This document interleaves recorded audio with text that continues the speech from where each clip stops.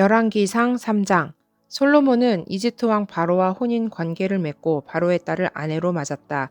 그리고 그는 자신의 집과 주님의 성전과 예루살렘 성벽의 건축을 모두 끝낼 때까지 그 아내를 다윗성에 있게 하였다. 주님께 예배드릴 성전이 그때까지도 건축되지 않았으므로 백성은 그때까지 여러 곳에 있는 산당에서 제사를 드렸다.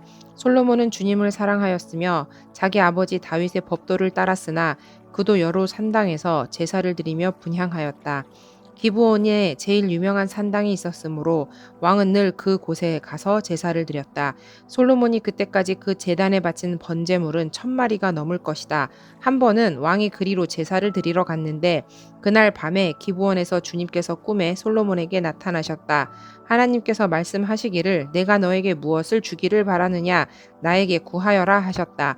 솔로몬이 대답하였다. 주님께서는 주님의 종이요 나의 아버지인 다윗이 진실과 공의와 정직한 마음으로 주님을 모시고 살았다고 해서 큰 은혜를 베풀어 주시고 또 그 큰 은혜로 그를 지켜 주셔서 오늘과 같이 이렇게 그 보좌에 앉을 아들까지 주셨습니다. 그러나 주 나의 하나님, 주님께서는 내가 아직 어린 아이인데도 나의 아버지 다윗의 뒤를 이어서 주님의 종인 나를 왕이 되게 하셨습니다. 나는 아직 나가고 들어오고 하는 처신을 제대로 할 줄 모릅니다. 주님의 종은 주님께서 선택하신 백성, 곧 그 수를 셀 수도 없고 계산을 할 수도 없을 만큼 큰 백성 가운데 하나일 뿐입니다.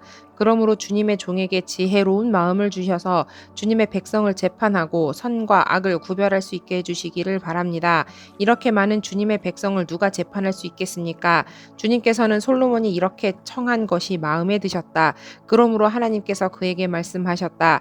내가 스스로를 생각하여 오래 사는 것이나 부유한 것이나 원수 갚는 것을 요구하지 아니하고 다만 재판하는 데에 듣고서 무엇이 옳은지 분별하는 능력을 요구하였으므로 이제 나는 네 말대로 내게 지혜롭고 총명한 마음을 준다.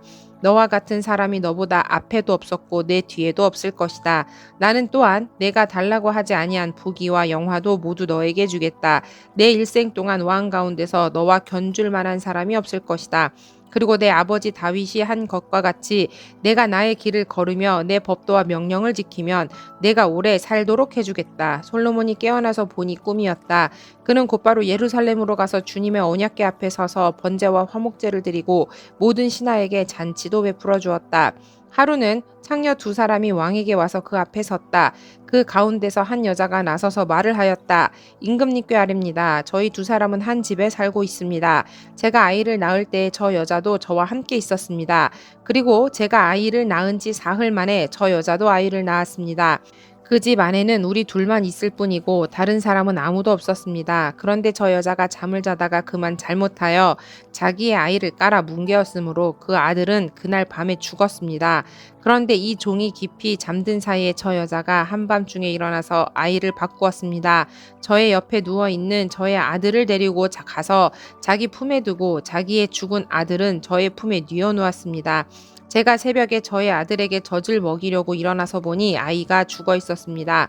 아침에 제가 자세히 들여다보았는데 그 아이는 제가 낳은 아들이 아니었습니다.